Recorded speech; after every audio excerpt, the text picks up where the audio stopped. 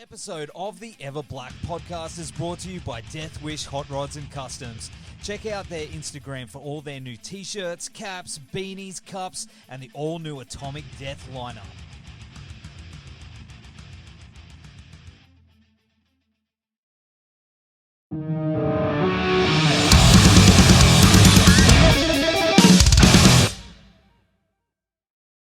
It's good to see you again, of course. I saw a pic of you with some CT scans. That's something I want to know about in a hotel room. Oh, yeah, that's something I'd like to know about. I don't know what really happened, man. I just had maybe a concussion or something. I don't know. I kind of woke up in my hotel room covered in blood and just at like 3 a.m. I was like, yo, this is not good. Like I'm bleeding out of my head. So I went to the hospital in Serbia and they stitched me up pretty good and played the show the next day. That's hectic, dude. So you just don't know how it happened. It just No, I was like in my hotel room after I had been drinking a bit, but I wasn't like super fucked up, you know? Yeah. Like I was lucid, kind of. I remember texting my tour manager, like, yo, let's get coffee tomorrow. Okay, great. And then then I don't remember. Nuts. But you know what? It's all good. You know, the CT scans came back. They said there's absolutely zero brain activity going on. You can still keep going. See, it's one of those stories that you can tell for years to come, though. If you're ever going to write a book, you can open with that. Finally, something interesting happened. Yeah. Oh man. Well, last time we spoke, you were actually in the studio recording the new Imperial Triumphant album, Spirit of Ecstasy, and here we are. Right. It's out, man. You know, you were running around the studio. You know, right? I remember. Yeah. And here we are, dude. And you were right. You said, "I'm not prepared." You're like, "Nev, you're not prepared," and I wasn't. It's excellent. Dude, it is very, very good. It's dark, it's chaotic, and it's real unsettling. I'm glad you like it. Yeah. Well, that's what we do really well. Yeah, and you know what? This album, I don't know how to explain this, especially this time, but I'll try. It's the first time it's happened in a little while. I had an almost physical response to this album. Like, it's kind of triggered that almost anxious fight or flight. After listening to it, it really got to me. And I was like, what's going on? I couldn't work it out. It really affected me. And I think that's a good sign because you want music to make you feel something, not just, hey, you know, some good tunes. Like it really got under my skin, dude. And I don't know, was that something that you guys were aware of when you were writing it? Did you have an effect? Did it affect you in any way? I guess. I mean, it's hard to say because these are songs that we know like every, millisecond of, and we've heard about it, heard them a million times. And so the impact is different than just not knowing anything about the song and then hearing the absolute final product. Yeah, it's super powerful, dude. Thank you very much. Hey, man, I love it. But you know, it feels more chaotic than the previous ones. Like, is that something? Do you think that's due to, you know, coming out of the world that changes and things like that? No, I don't think so. We didn't plan it to be more chaotic. It just is just what it felt like to be, you know. We didn't plan anything. Wow. See, I'm just trying to get inside you. I know I probably never will, inside your head and see how you want to get inside my head, just look at the CT scan, man. Yeah, true. That is true. But you know, you've got some awesome guests on here too, like you know, Snake from Voivod, Kenny G, Max Gorlick, who play with you dudes, Alex from Testament, and a few others. How do you plan those out when you're writing it, or is it like let's just jam and see where it goes? Well, no, they're not planned when we write it, but there is definitely like, oh, it would be cool to have this here. Who do we know that we could ask or stuff like that? It's never really like this person is going to be perfect on this part, so we'll write it for them, because oftentimes we have to consider also performing these songs. They're not going to be on stage with us, so we still have to like, the song should be able to stand on its own. So you don't use like samples and stuff like that live of them? We do if it works. Often we'll use the samples, like, but we don't play to a grid live, so they have to be triggered by the band themselves. So like anything that's maybe too complex, like rhythmically, and we know is not going to work, like we just say, so let's not do it like live. But the live show thing has been, not according to me, but people that have seen us, they say it's better than the album. So that's kind of a nice thing to hear. And it seems that the live energy is a lot more, even more intense than the album. So anyone listening to this or reading this, definitely come get a ticket when we're in your part of the world. I'm waiting. Doors open, bro. Let's go. Yeah, we got to get down to Australia. Yeah, man. Yeah, absolutely. But I'll get to that. I've got an idea. But it was produced by Trey Spruance, right, from Mr Bungle, who I saw running around the background last time we spoke. And man, he's one of my biggest heroes. I love that dude. I love Bungle. I mean, how is it working with him? It's always great. He's definitely like becoming fifth Beatle sort of character, where like he understands everything that we're trying to do, and all his ideas only serve to. What we talking? We were talking about Trey. Now, Right. how'd you get involved with him? How'd that happen? Well, he did our last record. Yeah, but I mean, And originally, yeah. Kenny was our drummer, was in his band Secret Chiefs 3 for a while, and we were playing in Santa Cruz a few years back, and he came to the show with his wife, and he really loved it.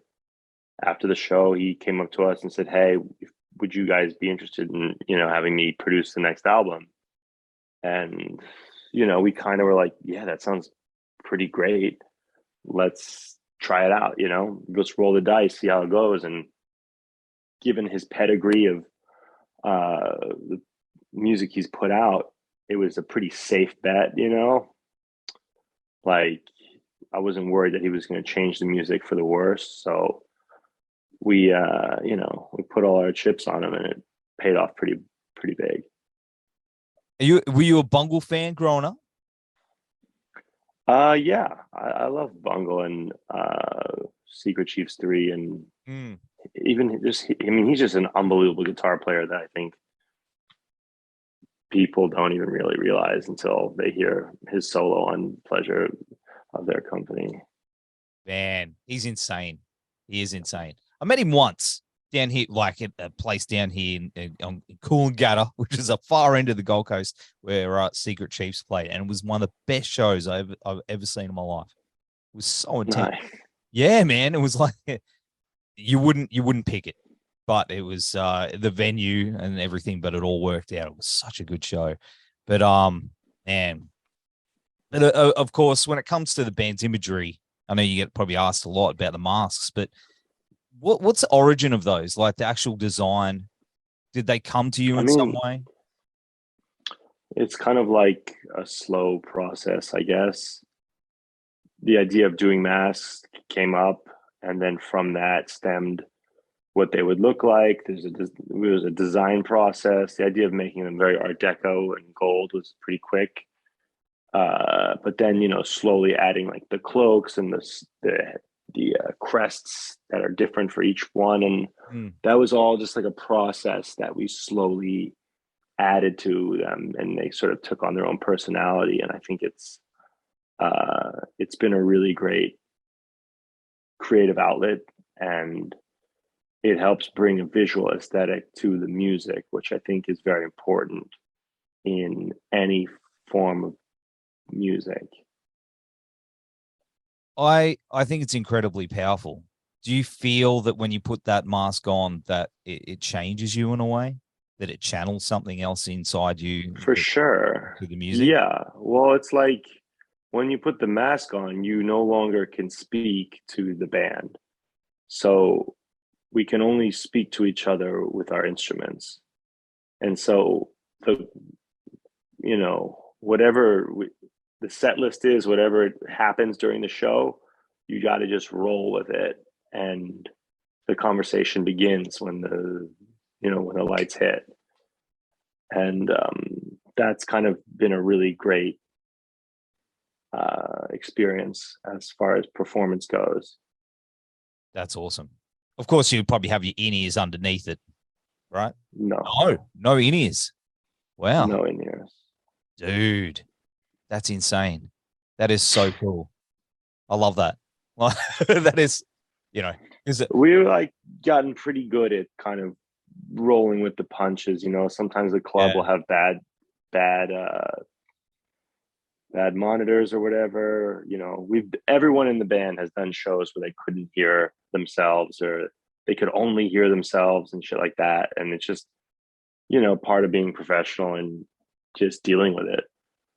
Man, that it tests you. That I mean, people get comfortable. Yeah, you gotta exactly. You gotta push yourself, and sometimes, luckily the good thing about us not playing to a grid is that live, if something goes wrong, everyone can kind of help pick you up, and we can slow down if someone falls back or someone speeds up, and everyone else can speed up. There's no click that everyone has to start and end on. That's really so for cool. us and our style of music, that really benefits us. I don't want to bring down anyone who uses a click. That's their thing. That's fine. But it's definitely takes a bit of patience and and work to get your band to that point, because it's not easy when things go to shit on stage. Yeah, but it's more fun when you have like that freedom of just everyone creating the music in the moment, and the speed of it is what it will be. Yeah, that's right. Yeah, it's true.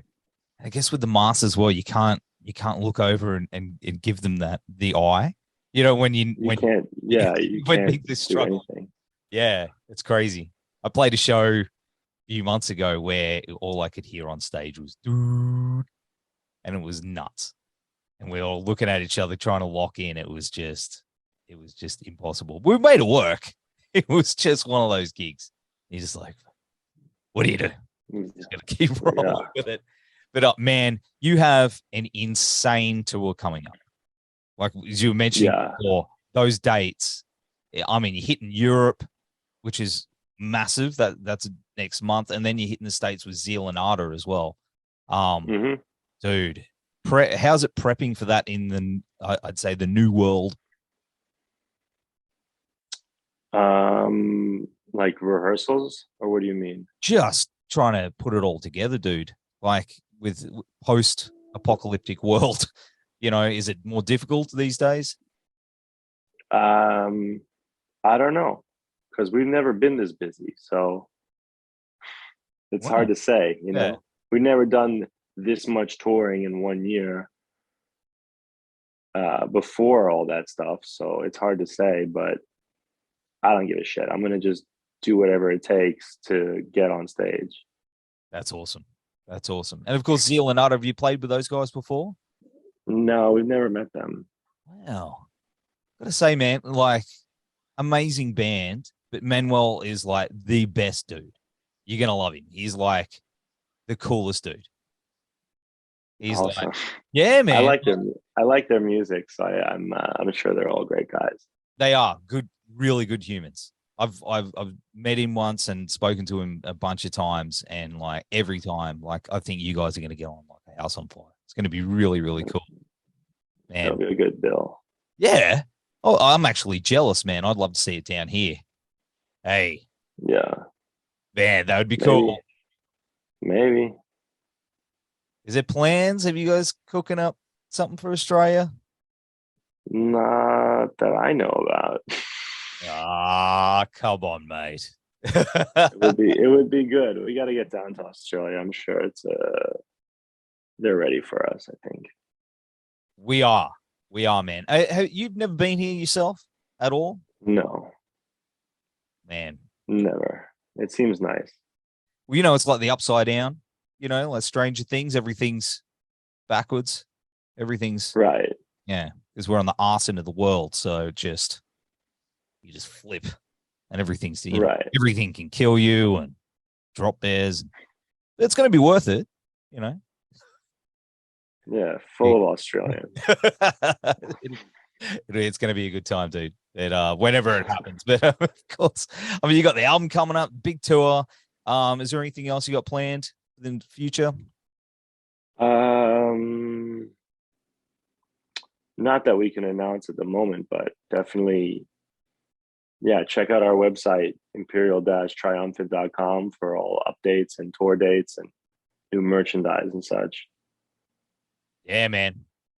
And a film. Would you guys do a full feature-length film? Absolutely. I would love to branch out into film, television, video games in any capacity, but especially in the capacity of scoring. I think that's something we would do very well. Something that we individually have experience doing in the past, but we've never scored anything as a band. Wow. And would be sick. I mean, look at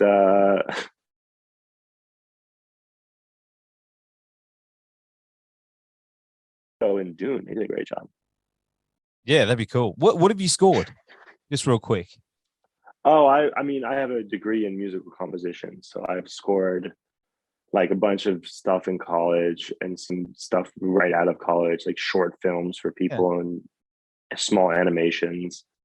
And then I did a spot for a CBS Sports Network TV show, like an intro song. Yeah.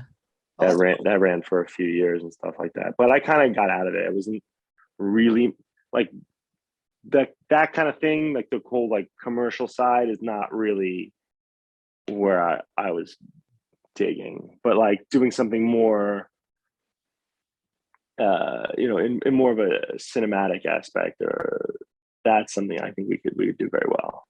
Yeah, I think so doing, too. You know, sports TV show intro is not really where Imperial Triumphant belongs. No, just no. I think, hey, you never know, but I would love to see a full feature-length film with what you're doing. Yeah. Ideally, I want to get that Cannibal Corpse in Ace Ventura spot. That's really what I think we need. 100%. Like the most insane. Yeah, that's really. I think that's what Imperial Triumphant needs is our music and us in a movie that becomes a blockbuster hit. Is that too much to ask? No, it's not. Make it happen, people. I'm just joking. Hey, you know, there's plenty of stuff. You know, a Marvel movie, maybe. You know, well, that's in New York. Exactly. Perfect. Yeah. Doctor Strange. There you go. There you go. Bring all the monies. Hey man, it's been awesome hanging with you again. We're gonna have all the links down. Likewise, man. Australia, I'm just throwing it out there. We're waiting, but until then, enjoy your run. We're trying to come down there, but yeah, Europe and America, we're coming for you first. And yeah, we're excited to play. Absolutely. Hey, take care on the run, man. Stay safe out there, all right? Thank you so much, man. It's good to see you. You too, bro. Have a good day.